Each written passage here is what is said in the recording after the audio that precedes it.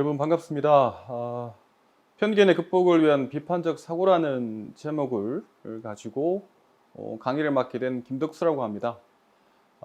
이렇게 직접 만나 뵙지는 못하지만 이 영상을 통해서 제가 여러분들께 조금이나마 도움이 될 수 있는 이야기를 할 수 있도록 기회를 이렇게 부여받는 점에 대해서 개인적으로 기쁘게 생각하고 보다 더 성실하고 책임 있는 어떤 자세로 이 강의를 마무리해 보도록 하겠습니다.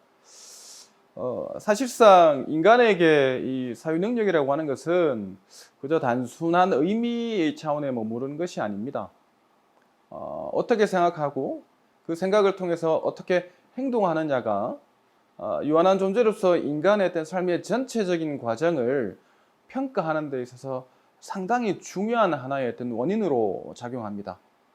그렇기 때문에 우리가 어려서부터 성장하고 성인에 되기 이르기까지 수많은 교육과정과 사회화 과정에서 사고 훈련을 경험적으로 하게 되는데, 문제는 이 과정에서 어떻게 사유하고 행동하는가가 그 사람의 어떤 의미와 가치로 충만한 삶을 보다 더 달성할 수 있도록 하는데 큰 영향을 미친다는 겁니다. 특히나 인간은 어떤 관계적 존재이자 사회적 존재로서 홀로 살아갈 수는 없는 그런 존재죠. 그러다 보니까 다른 사람과 함께 삶을 영위해야 한다는 점에서 보면 내가 상대방과 어떠한 관계를 형성해야 하고 그 관계를 통해서 우리는 어떤 것을 추구해야 하는가에 대한 공동의 관심을 공유할 수도 있다는 점에서 이 사고 능력은 상당히 중요한데요. 그런 점에서 특히나 논리적이거나 이 비판적 사고라고 하는 것이 얼마나 중요한지는 우리가 다시 한번 들여다볼 필요가 있습니다.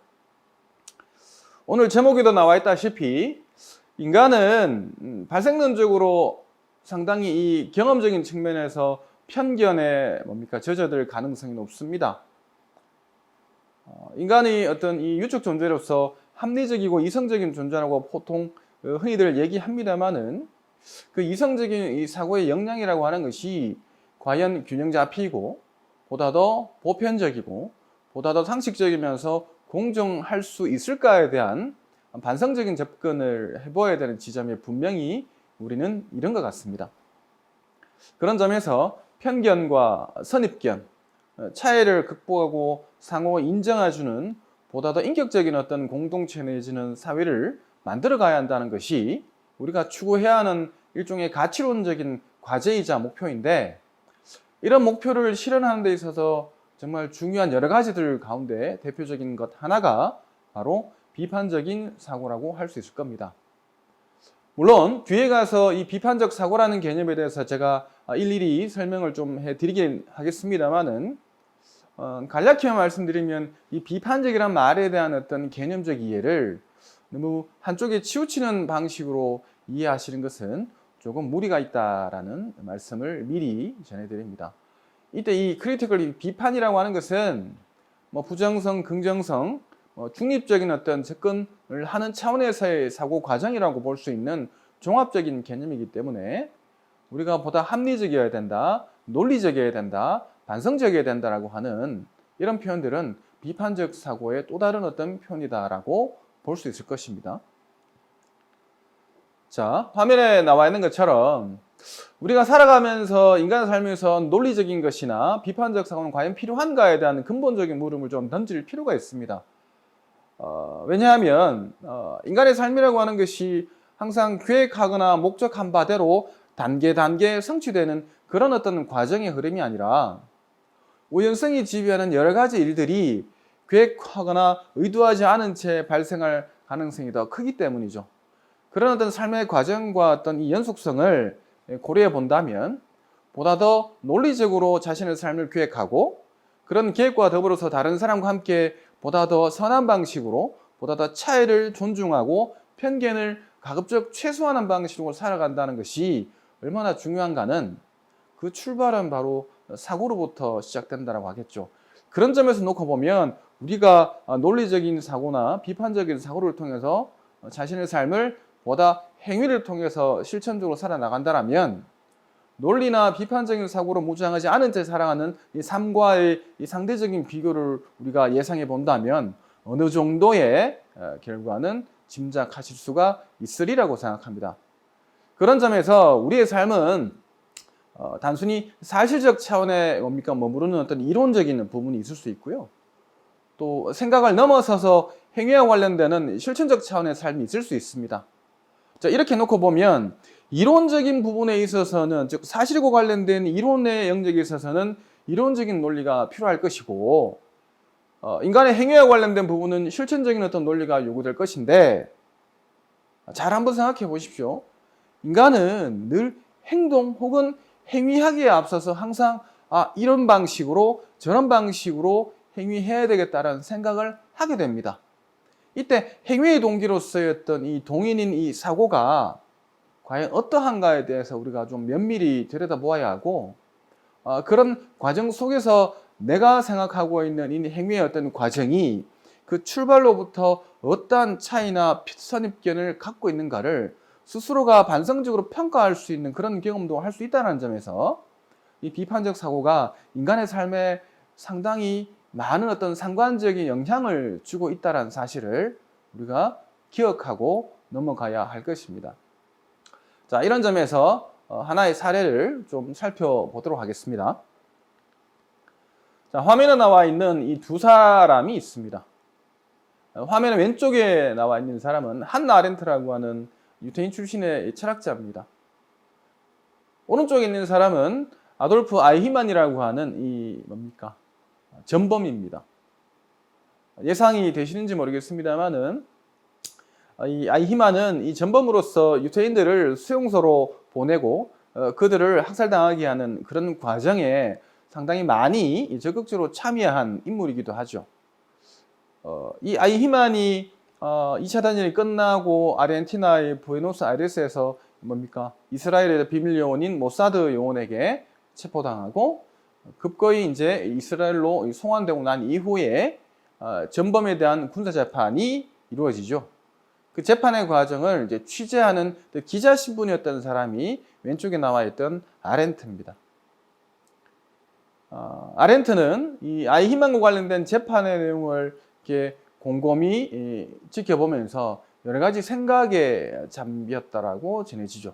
그래서 1963년도에 이 재판의 과정을 기사화하고 인쇄화된 것이 바로 예루살렘의 아이히만이라고 하는 것인데요. 이 재판의 과정에서 아렌트가 보기에 아이히만이 저질렀던 이 행위에 대한 어떤 악행은 이렇게 얘기를 하고 있습니다. 평범한 악이다라고 이야기를 하죠. 악은 악인데 평범하다라고 하는 것이 도대체 무슨 말일까에 대한 의구심이 드실 수 있을 겁니다. 악 가운데 평범한 악이 과연 있을 수 있을까에 대한 단편적인 어떤 생각할 수는 있습니다만은 곰곰이 들여다보면 이때 평범하다라고 하는 것의 의미는 다름이 아니라 우리도 혹은 여러분들도 저 역시도 얼마든지 아이히만과 똑같은 행위를 할 수 있는 가능성이 있다는 점에서 그가 보여주었었던 그런 악행은 평범하다라고 규정을 하였던 것입니다. 한 걸음 더 들어가서 아렌트 같은 경우에는 아이히만의 죄를 평범한 악으로 규정함과 동시에 그 평범한 악은 바로 생각하지 않은 것으로부터 비롯되었다. 소위 말해서 비판적으로 사고하지 않았다라는 점을 그가 범한 어떤 죄의 어떤 형태로 규정하죠. 특히나 재판의 과정에서 아이히만은 이렇게 얘기를 합니다. 나는 잘못이 없습니다. 단 한 사람도 내 손으로 죽이지 않았으니까요. 죽이라고 명령도 하지 않았습니다. 내 권한이 아니었기 때문입니다. 나는 시키는 것을 그대로 이행한 하나의 인간이며 관리였을 뿐이다라는 그런 어떤 이 발언을 하고 있죠. 물론 아이히만의 관점에 서서 본다면 이와 같은 발언이 그렇게 이상할 수는 없을 겁니다. 심지어 그는 이렇게까지도 얘기를 합니다. 독일 철학자 칸트의 주저서 가운데 하나인 실천이성 비판, 즉 윤리학과 관련된 부분입니다. 실천이성 비판을 읽었다라고도 얘기를 하고 있고, 이걸 통해 놓고 볼 때 국가의 명령을 이행하기 위해서 아이히만 스스로는 양심에 비추어서 도덕 법칙을 따랐을 뿐이다라고 하는 것. 즉 자신은 군인 신분으로서 그러니까 주어진 하달된 명령을 자신의 양심에 따라서 충실히 이행했다라는 식의 어떤 정당화를 칸트의 어떤 생각을 빌어서 얘기하고 있죠. 그러나 이 대목에서 우리는 조금 이상한 점을 발견하게 됩니다. 과연 아이히만이 하달받은 명령이 과연 반드시 이행해야만 하는 어떤 그런 내용이었을까에 대한 고민을 해보아야 한다는 것이죠.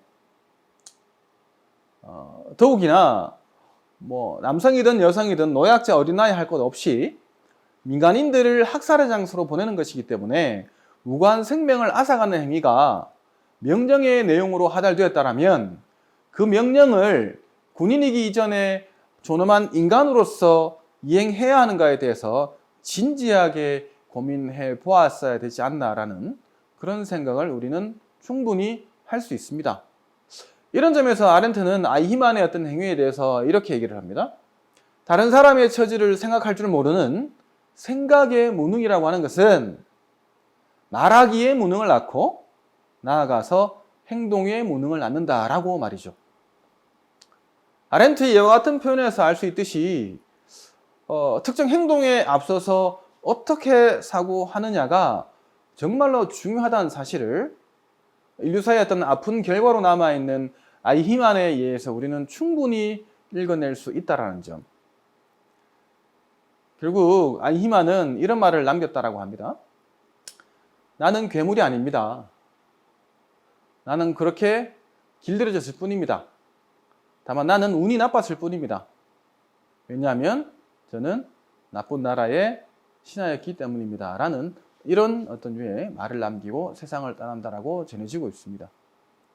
물론 뒤늦은 후회가 인류 역사의 슬픈 결과를 되돌릴 수는 없겠습니다만은 그만큼 이 생각과 이 판단의 착오가 우리 인간에게 가져다 줄 수 있는 이 부정적인 결과에 대해서 참 많은 어떤 무게감이 있는 어떤 의미를 우리에게 전해주고 있죠. 그런 점에서 이 비판적 사고가 우리에게 정말 중요하다는 점은 다시 한번 강조해도 지나칠 수 없다는 점 말씀드리고 싶습니다. 그런 점에서 편견과 이 선입견이라고 하는 것 역시도 어떻게 생각하고 어떻게 행동하느냐에 따라서 현재의 상태보다는 보다 더 많은 방식으로 상쇄시킬 수 있거나 그죠? 줄일 수 있다는 점. 그런 점에서 비판적 사고가 세계화 시대, 더 나아가서 다민족, 다인종, 다문화 사회를 이해하는데 상당히 중요한 어떤 하나의 어떤 이 키워드들 가운데 하나로 작용할 수 있다라고 저는 생각했고, 바로 이 부분에 주목해서 이 편견을 어떻게 하면 우리가 보다 극복할 수 있는지, 어떻게 하면 보다 최소화할 수 있는지를 제가 고민했고, 그 고민의 어떤 이 결과를 제 나름대로 여러분들에게 오늘 소개하고자 합니다. 자, 그 다음 슬라이드 넘어가도록 하죠. 보통 우리가 사전적 정의에서 말하는 이 편견이라고 하는 것은 소위 이렇게 얘기할 수 있습니다. 근거가 없다. 혹은 부족한 정보로부터 비롯된 판단이다. 혹은 신념이다. 라는 것으로부터 뭡니까? 형성된 태도입니다.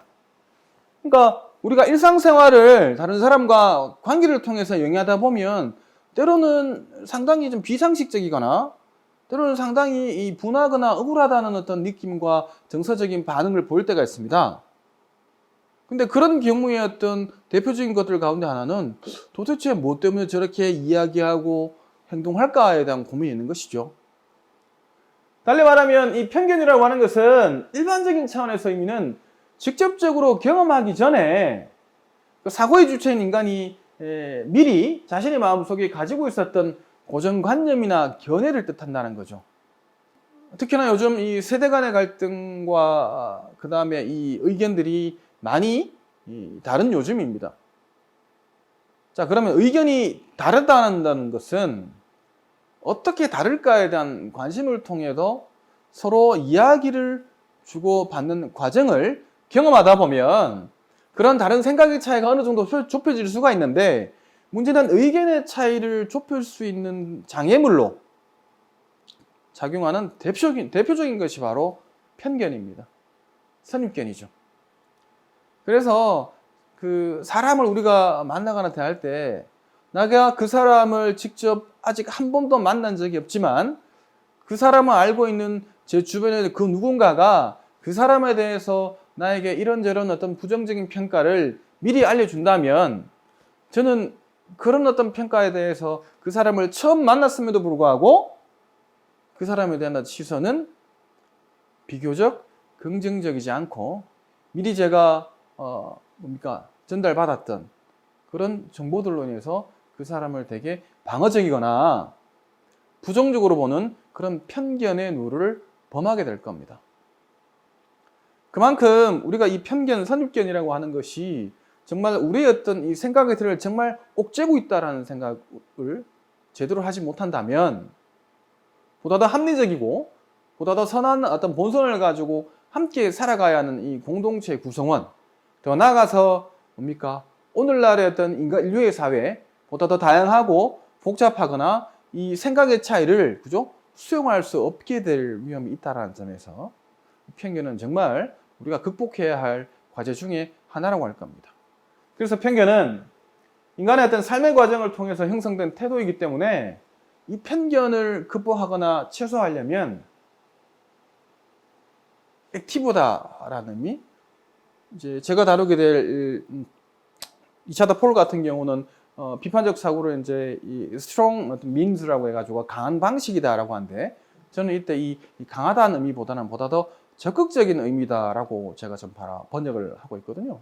그래서 보다 소극적인 차원의 비판적 사고가 아니라 편견과 차이를 넘어서서 상호 인정의 단계로 나가려면 내 중심적인 사고에 머무르지 않고 상대방의 관점에서 상대방을 바라볼 수 있는 그런 어떤 이 사고 유형의 훈련, 소위 그것이 적극적인 의미의 비판적 사고라고 할 수 있거든요. 그런 적극적인 비판적인 사고가 매우 필요하다라고 보여지는 것이죠. 그래서 차이 인정을 저해하거나 방해하는 편견은, 그렇죠? 이런 편견을 해소하고자 한다면 비판적 사고를 통해서 실천적 접근을 하는 것이 매우 중요하고요. 즉, 이 말이 무슨 말이냐면 생각만 하고 행위하지 않는다면 그 생각은 어디까지나 그 사고의 주체, 생각의 주체인 그 당사자의 머리 안에만 맴돈다는 의미죠. 그러니까 아무리 좋은 생각을 우리가 했다고 치더라도 그 생각을 바깥 세상으로 내놓지 않으면 그 생각은 보다 더 의미 있고 보다 더 가치 있는 평가를 받기가 구조적으로 어려워집니다. 그렇기 때문에 비판적 사고를 통해서 실천적 접근을 해야 한다는 것이 편견을 줄이는 데 상당히 중요하다는 사실이고요. 이러한 접근은 다문화 사회나 혹은 다문화 교육에서 상당히 중요한 위치를 차지한다는 겁니다. 그런 점에서 이 편견을 극복하는 어떤 첫걸음이 바로 사고의 전환이나 사고 기술의 보다 더 숙련화라고 볼 수 있는 것이죠. 어떻습니까? 여러분들 동의하실 수 있겠습니까? 저절로 생각되는 것은 아무것도 없죠.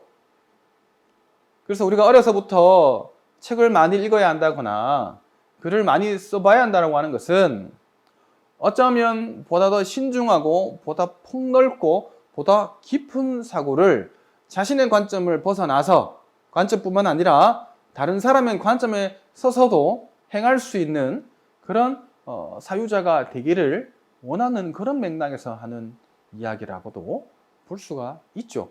그만큼 교육의 영역뿐만 아니라 인간 삶의 영역에서 이 사고의 역량이라고 하는 것은 정말 우리가 간과할 수 없는 것이다 라는 점 다시 한번 확인하고 그 다음 슬라이드로 넘어가 보도록 하겠습니다. 자, 그렇다면 편견이 형성되는 이유와 이 편견을 넘어설 수 있는 교육은 과연 가능할까? 혹은 편견으로부터 벗어날 수 있는 그런 가능성은 있을까에 대한 고민을 제가 해보았습니다. 자, 곰곰이 들여다보면요. 인간이 형성하면서 살아가는 공동체 내 혹은 사회 내에서는 편견은 강하냐, 약하냐, 중간 정도냐의 어떤 정도의 견제만 있을 뿐이지 끊임없이 발생해왔고 앞으로도 발생할 겁니다. 왜냐하면 모든 사람의 생각이 같을 수가 없기 때문이죠. 그런 점에서 편견은 정도의 차이가 있다는 것입니다. 자, 그런 점에서 인간에 갖게 되는 이 편견을 편견 형성의 상관적인 주요 요인은 뭘까를 한번 들여다봤는데요. 그것은 인간이 성장하면서 자연스럽게 수용하는 내 집단 중심의 어떤 성향, 태도라는 겁니다. 내 집단이라고 하는 말은 좀 건조하긴 합니다만은 우리, 친한 사람, 비교적 가까운 사람, 예를 들면 가족 관계라든지 그다음에 친구 관계라든지 보다 집단이라면 내가 사회적, 경제적 활동의 주체로서 함께 속해 있는 그런 집단 내의 어떤 이 성향이라든지 이 태도가 어떻게 보면 편견, 즉 개개인이 갖게 되는 편견 형성의 주된 요인이라고 볼 수가 있는 것이죠. 물론 이 우리라고 하는 것, 친밀한 어떤 이 관계 혹은 집단 내의 어떤 중심적인 태도가 편견 형성의 절대적인 요인이라고 볼 수는 없습니다. 상관적 요인이라고 보아야 하겠죠. 자, 그런 점에서 이 편견은 인간이 태어나면서 갖게 되는 고유한 성향이라고 바라보아야 한다기보다는 오히려 각 개인이 속해 있는 사회나 그 개인이 겪는 경험에 의해서 형성되는 맥락적이고 학습적인 성격을 강하게 띠고 있다는 겁니다. 우리가 어린 아이를 이렇게 교육시킨다고 했을 때 아이의 어떤 행동 패턴이나 행동 방식은 어떤 이 스스로 사고할 줄 아는 독립적인 어떤 이 행위자로서 사유하고 행동할 가능성은 상대적으로 적죠. 대개 가정에서는 부모님의 영향을 많이 받고 학교에서는 선생님의 영향을 많이 받을 정도로 아직은 어린 시절 단계 내에서는 이 사고의 어떤 이 독립성이나 자율성을 스스로가 발휘하기 어렵습니다. 자, 그렇다는 얘기는 그만큼 부모님이나 선생님들로부터 많은 영향을 받게 되는 환경적이거나 사회 조건적인 어떤 이 연관관계를 띠고 있고 그 안에서 편견이 발생한다라고 보는 것이 보다 더 설득력이 있는 이해일 것입니다. 자, 그래서 이런 편견을 우리가 과연 그러면 맥락적으로 학습된 것이 편견이라고 한다면 과연 우리는 이런 편견으로부터 벗어날 수 없는 것인가에 대한 고민을 할 수가 있겠죠? 그것이 불가능한 것은 아닙니다. 그래서 편견으로부터 벗어날 수 있는 여러 가지 요소가 있는데 그게 한 4가지 정도로 볼 수가 있죠. 하나가 자신에 대한 긍정적인 어떤 인식, 그 다음에 자신이 어떤 이 활동하고 있는 주무대인 사회에 대한 긍정적인 인식, 그 다음에 관계적 존재로서 이 관계를 형성하고 맺고 유지해야 하는 다른 사람에 대한 긍정적인 어떤 인식, 마지막으로 논리적인 사고력. 인간은 나약한 존재라고 하는 것에 대해서 대부분의 사람들이 동의할 수가 있을 겁니다. 자, 나약하다라고 하는 것은 자신을 바라보는 자신의 관점에 대해서조차도 보다 긍정적일 수 없고 보다 부정적일 가능성이 높습니다. 그래서 어떻게 보면 쉽게 얘기하면 난 왜 이럴까? 난 무엇 때문에 이럴까? 나는 늘 왜 이렇게 부족할까? 라고 하는 이런 어떤 부정적인 어떤 평가를 자기 자신에게 대해서 내리기보다는 보다 자기 자신이 잘하는 것이 무엇인가를 먼저 찾아보고 그것을 통해서 자신을 위로하고 그런 위로가 인간이 추구하거나 인간의 본성적인 경향성인 자기 보존의 원리로 굳건하게 작동할 수 있도록 만드는 것이 첫 번째가 자신을 바라보는 긍정적 시선입니다.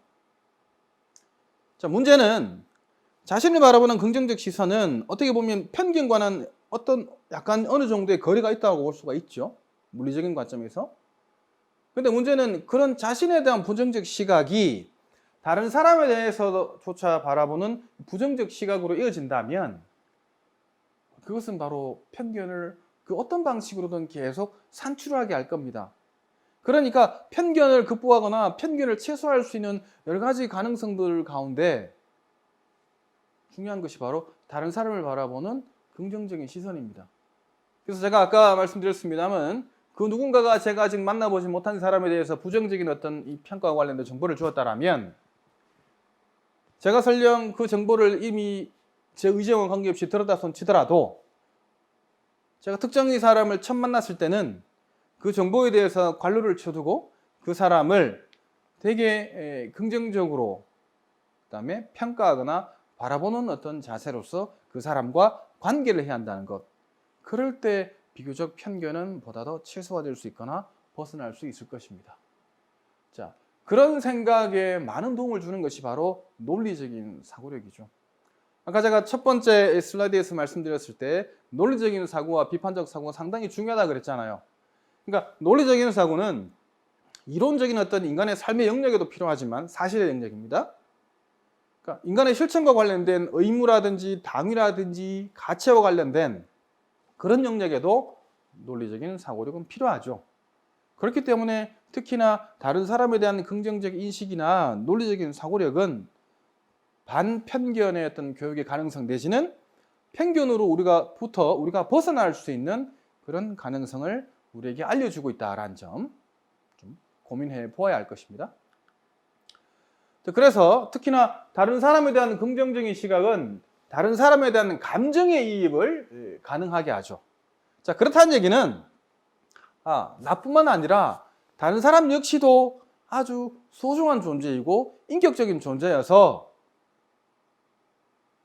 우리가 상호 존중하는 방식으로 관계를 맺어야 한다라고 하는 것을 이제 갖게 하는 시각입니다. 그래서 다른 사람을 바라보는 긍정적 시각은 그 누군가가 자신의 욕망과 같은 행복과 같은 그 이기심 때문에 다른 사람을 속이는 행위에 대해서 일종의 반감을 불러일으키는 것까지도 포함하는 시각이라고 볼 수 있습니다. 곰곰이 생각해 보십시오. 그러니까 늘 이렇게 세상을 아름답게 바라본다거나 보다 더 선한 방식으로 바라보려고 하는데 끊임없이 거기에 대해서 자신의 이익과 자신의 행복이라고 하는 이기적인 욕망 때문에 전략적이거나 의도적인 차원에서 다른 사람을 속이는 방식으로 행위하고 사고하는 사람에 대해서 우리는 비교적 불편한 감정과 정서를 느낄 수밖에 없습니다. 자, 그런 생각들이 보다 더 차이를 인정하는데 많은 기여를 할 것이다 라고 보는 것이죠. 또 하나, 논리적인 사고라고 하는 것은 근거란 말, 전제라는 말 또는 이유란 말로도 우리가 다르게 표현합니다만은 근거 없이 성급한 결론을 내리지 않고 특정 현상을 피상적으로 보지도 않으며 잘못된 결론을 내리지도 않고 인과관계를 혼돈하지 않고 과도하게 일반화하지 않는 그런 자질로서의 사고 능력입니다. 사실은 이 말들은 다들 하나하나 다 우리에게 일리 있게 다가옵니다만은 이와 같은 방식으로 논리적으로 사고한다는 것이 이성적 존재이긴 하지만 감정으로부터 결코 자유로울 수 없는 우리에게는 참으로 힘든 과제가 아닐 수 없습니다. 예를 들면 이야기할 준비가 안 돼 있는데, 즉 정서적인 어떤 상태가 지금 상당히 불안하거나 편치 않은데 자, 이야기하자라고 하면 그 이야기가 각자의 머릿속으로 들어와서 합리적으로 이성적으로 판단될 수 있겠습니까? 안 됩니다. 잘. 근데 표현은 그럴 수 있다고 보통 우리는 얘기를 하죠. 그렇기 때문에 보다 더 긍정적인 시각을 가져야 하고 보다 더 논리적인 시각을 가진다고 하는 것이 어떻게 보면 자기 자신뿐만 아니라 사회 혹은 다른 사람을 긍정적으로 바라볼 수 있게 할 뿐만 아니라 논리적으로 사고할 수는 할수록 우리가 맥락적으로 학습되거나 습득하게 되는 그런 편견을 줄이게 할 수 있다는 점이죠. 이 점에 좀 우리가 고민을 해야 합니다.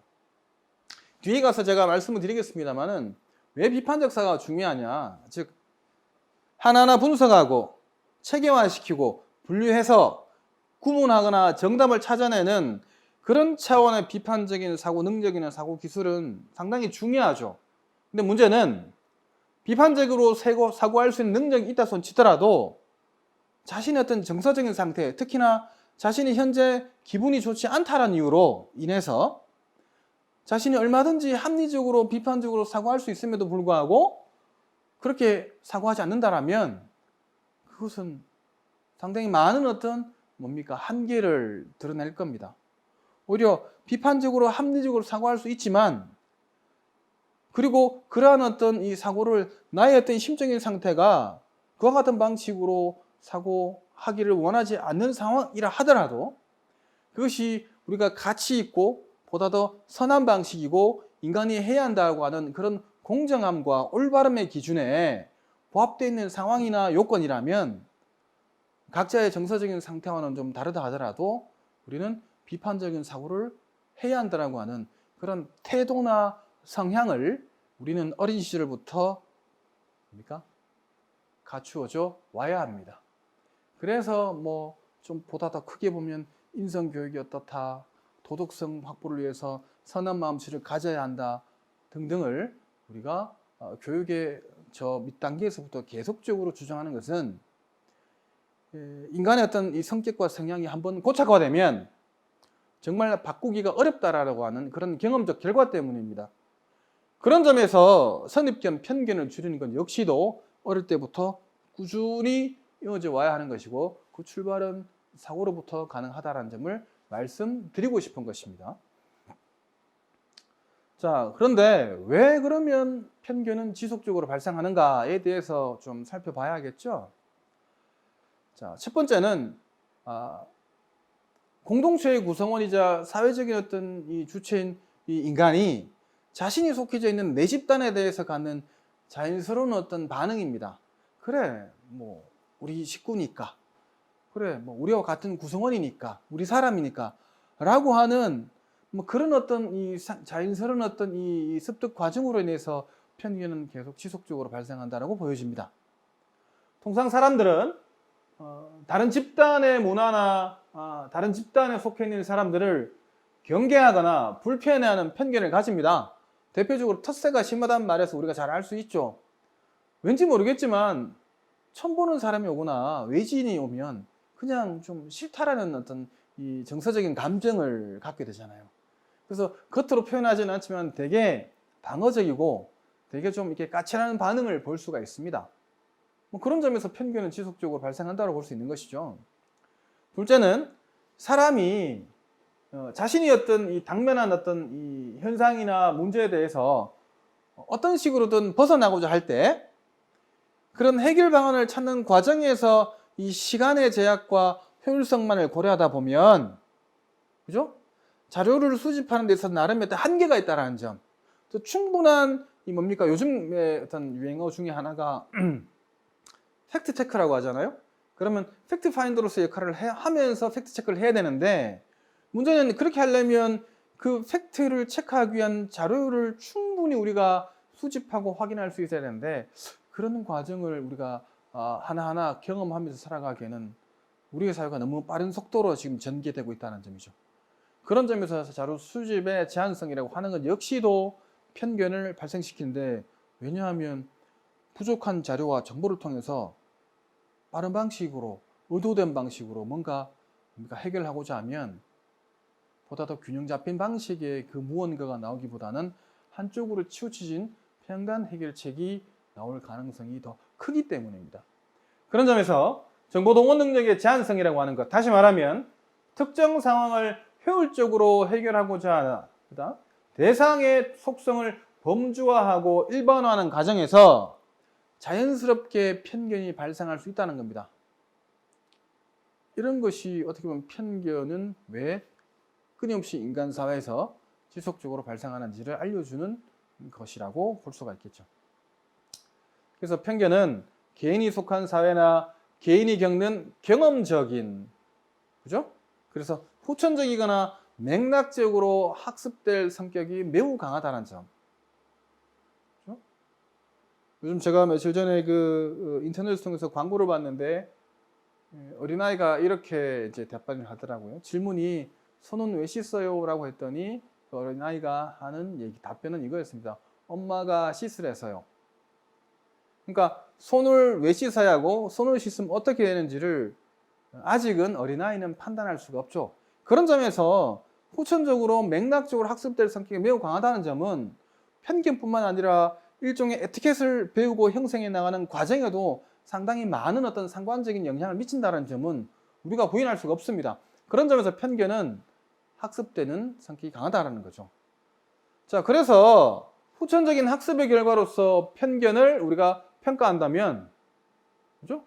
편견을 최소화한다거나 선입견으로부터 벗어날 수 있는 것은 역시도 인간의 어떤 영역에 있어서 교육의 대상이 될 수밖에 없고, 그 다음에 그런 점에서 반편견 교육이 어떻게 보면 편견을 극복하거나 편견을 벗어나는 하나의 어떤 돌파구가 될 수 있다는 점이죠. 이런 부분의 어떤 이 반편견 교육의 지속성과 보편화는 어떻게 보면 오늘날의 어떤 이 다문화 사회로 진입하고 있는 우리나라를 비롯한 전 세계적인 근황과 다양한 언어와 민족, 특히 다양한 문화를 이해하는데 정말 많은 어떤 긍정적인 요인으로 작용할 수 있을 겁니다. 사실 생각해 보십시오. 문화 우월주의라고 하는 것 자체가 어떻게 보면 근거가 없는 얘기일지도 모릅니다. 절대적인 우위를 보이는 문화권이라고 하는 것이 과연 존재할까요? 과연 있습니까? 글쎄요, 그건 역시도 인류가 만들어낸 일종의 편견에 불과하지 않을까라는 생각을 함께 해봅니다. 자, 그러면 반편견 교육을 통해서 우리가 편견을 해소하고자 한다면 어떻게 해야 될까? 근데 문제는 기존의 반편견 교육이 보여줘 왔었던 한계는 뭐냐?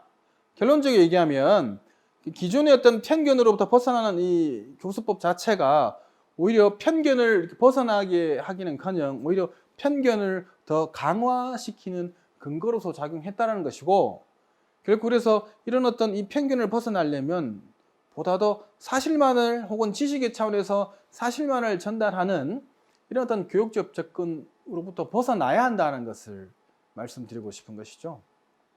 즉 사실적인 지식 전달 교수법의 한계라고 하는 것에 대해서 잠깐 살펴보면, 자, 사실적인 지식 전달 교수법은 편견을 벗어나려는 교육적 방법의 한 형태이긴 합니다. 자, 이건 편견이야. 우리가 제대로 이해하려면 이 부분과 관련된 내용은 이런 거야 라고 우리가 보통 교육적인 접근을 하게 되겠죠. 문제는 그런 어떤 교육적 접근이 사실적 차원에서 지식을 전달하는 차원에 머물러 버리기 때문에 그런 이 지식 전달의 사실적 접근은 해당 문화나 풍습을 이해하는 데 있어서 사람들로 하여금 많은 어떤 이해의 폭을 넓히는 데 도움을 주는 건 사실이에요. 근데 문제는 이것이 이해의 폭만을 넓히는 데만 작용하게 되고 그 이해의 폭을 보다 더 이 반성적인 형태로 결과하지 못하게 하는 측면이 있다는 거죠.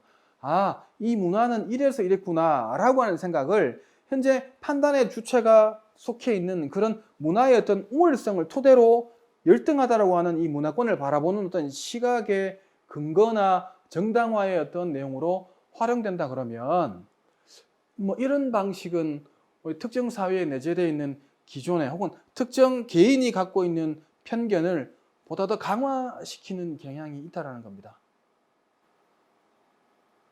예를 들면 이런 거 아니겠습니까? 특정 지역에 가면 우리 아이가 공부를 잘할 거야.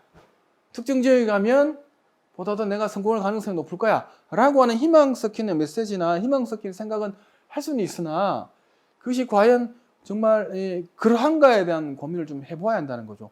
그것도 어떻게 보면 뭡니까? 후천적으로 맥락적 확산된 하나의 어떤 뭡니까? 전승된 생각이라고 볼 수가 있는 것이죠. 그래서 오히려 이런 지식 전달을 사실적 차원에서 하는 교육적인 어떤 이 반편견 교육은 오히려 현재 오늘날과 같은 다문화 사회를 이해하거나 다문화 교육을 보다 더 발전시키는데 방해가 될 여지가 있다는 점을 그 한계로서 우리가 발견할 수 있죠. 왜냐하면 이런 교수법의 한계는 첫 번째가 표면에 드러나지 않는 관념 체계나 규칙 체계와 같은 문화의 심층적인 면을 이해하지 못하게 합니다. 즉 어디까지나 사실을 전달하고 사실을 어떻게 뭡니까? 전달 반응으로 해서 그것을 단편적인 차원에서 수용하고 이해하는 차원에 머물기 때문에 그것 이면에 담겨져 있는 그런 생각까지도 이해하지 못하게 한다는 거죠. 두 번째, 인종 또는 문화의 특징을 목록화, 즉 분류화시켜 버린다는 거죠. 그렇게 함으로써 오히려 다른 문화를 이해하는 데 있어서 방해 요소로 작용할 수 있다는 겁니다. 즉 사실적 차원에서 지식을 전달하는 반편견 교육이라고 하는 것은 이 문화는 현재 수준이 이 정도 된다 그러고 저 문화는 이 정도 된다 그러고 또 다른 문화는 이 정도 된다 그러고 층위를 지어버리면 결국 이 층위가 구분된다라고 하는 뭡니까? 사실적 차원에서 이해를 공고히 할 수는 있으나 이 차원을 넘어서서 이 각각의 문화가 층위 지을 수 없는 형태로서의 내용이 무엇인가를 온전히 사유하지 못하게 하는 그런 한계가 있다는 점을 얘기하는 거죠. 즉, 그렇구나, 저렇구나라고 받아들인다고 해서, 그죠? 해당 문화나 해당 개인을 우리가 온전하게 이해한다라고 할 수는 없는 노릇 아니겠습니까? 그런 점에서 좀 바라봐 주셔야 된다. 자, 그래서 기존의 편견을 앞서 설명드렸다시피 사실적 차원에서 지식을 전달하는 어떤 반편견 교육은 오히려 기존의 편견을 강화하는 어떤 형태로서 작용한 부분이 있습니다. 아프리카의 어떤 이 경우를 하나의 어떤 예로 한번 들어보죠. 자, 아프리카 그러면 그러니까 우리가 생각하고 있는 여러 가지 생각들이 있을 수 있습니다. 미지의 땅이고 아직은 개발되지 않았고 언어도 아직도 상당히 낮은 단계에 있고 문맹률이 많으며 질병도 많고 등등 여러 가지 긍정적인 평가보다는 부정적인 평가가 오히려 더 많다라는 생각들을 우리 각자의 머릿속에서 떠오르게 될 겁니다.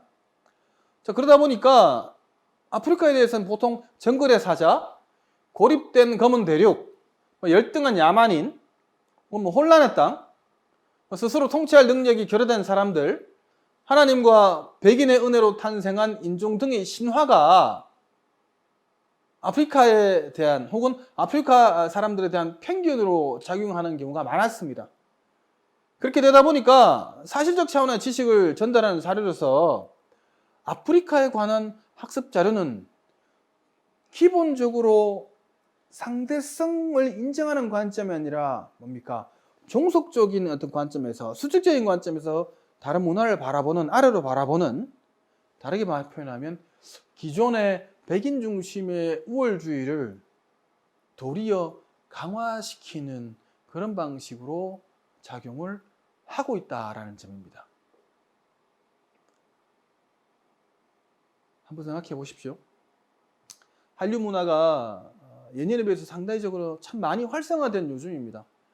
그러나 저는 이 오늘날 어떤 우리나라의 한류 문화가 다른 나라의 어떤 뭡니까? 접목될 때 우리의 문화만을 한류 문화만을 일방적으로 수용하기를 강요하는 방식으로 접근한다고 보지는 않습니다. 특히나 문화 우월주의나 문화 종속주의는 그와 같은 방식으로 문화를 선도하려고 하거든요. 오히려 그렇지 않고 그들의 문화와 상관적으로 만나려고 하는 우리네의 어떤 그 한류 문화의 어떤 이 접근과 이동은 어떻게 보면 그들의 문화를 편견 없이 바라보고 편견 없는 그런 어떤 문화적인 시각 속에서 우리의 문화를 보다 더 함께 할 수 있는 그런 어떤 이 전개를 보다 더 강화시켜 준다는 점에서 저는 개인적으로 높게 평가하고 있습니다. 결국 아프리카계 미국인들, 소위 흑인들을 의도적으로 폄훼한 것이든 아니면 앞서 얘기했던 것처럼 정보가 부족해서이든 간에 수세기 동안 미국의 학생들에게 아프리카는 혹은 우리의 학생들도 마찬가지일 겁니다. 어떻게 보면 아프리카는 검은 대륙으로 신화나 고정관념의 형태로 소개되기가 십상이었을 겁니다. 자, 이와 같은 아프리카에 대한 부정적 시각이 학생들에게는 일종의 선입견으로 작용할 수가 있고, 이는 곧 단편적인 어떤 차원의 지식 전달 교육이 교육의 이전 단계부터 학생들이 뭡니까? 가지고 있었던 아프리카에 대한 선입견을 오히려 더 강화시킬 우려가 있다는 점이 제가 좀 전에 우리가 앞서 봤던 이런 사실적 차원의 지식 전달 교수법이 갖고 혹은 내보이는 한계라고 볼 수가 있죠. 왜냐하면 모든 것은 사실적인 의미의 차원에만 모르는 것이 아니라 그것을 넘어서는 그런 의미와 가치, 전통, 역사, 현상, 추상성을 다 보이기 때문입니다. 추상성이라고 하는 것은 구체화시키지 못하기 때문에 우리가 없는 거다라고 치부할 수가 없거든요. 그래서 이 사실을 넘어선 의미를 오히려 보는 것이 중요한데 기존의 편견을 벗어나려고 하는 지식 전달 위주의 사실적 차원의 접근은 오히려 편견을 강화시키는 형태로 결과했다라는 점, 그 점을 우리가 좀 들여다 보아야 한다는 거죠. 자, 결국 어떻게 보면 자 보세요. 다른 문화를 이해하고 그렇죠? 다양한 언어와 다양한 인종을 이해하려면 단순히 그와 관련된 정보만을 받아서 그것을 무비판적으로 수용하고 그래서 각자의 머릿속을 로딩시켜서 그 특정 문화나 특정 인종을 바라보는 어떤 뭡니까 사유의 근거로 뭡니까 활용한다면 그 근거들은 오히려 생각의 어떤 이 당사자들이 그들 자신의 관점에서만 상대방이나 상대 문화를 보는 것이기 때문에 그 생각은 일치될 생각의 내용이 뭡니까 그들의 어떤 뭐 성향과 문화가 어떤지에 관련된 일치를 보이기보다는 불일치할 가능성이 더 높다라는 점에서 결국은 편견을 벗어나고자 하는 어떤 교육적 시도나 차원의 접근은 충분히 인정될 수는 있으나 자칫 잘못하면 이 편견을 오히려 더 강화시킬 수 있다라는 그런 점을 다시 한번 고민해 보아야 한다는 점이죠. 그래서 이 아프리카에 대한 기본적인 어떤 이 편견 강화의 사례가 가져다 줄 수 있는 부분이 무엇인지를 이제는 하나하나 좀 살펴봐야 되는데 무엇이 편견이고 무엇이 진실인지를 보다 더 구체적으로 살펴보도록 하겠습니다.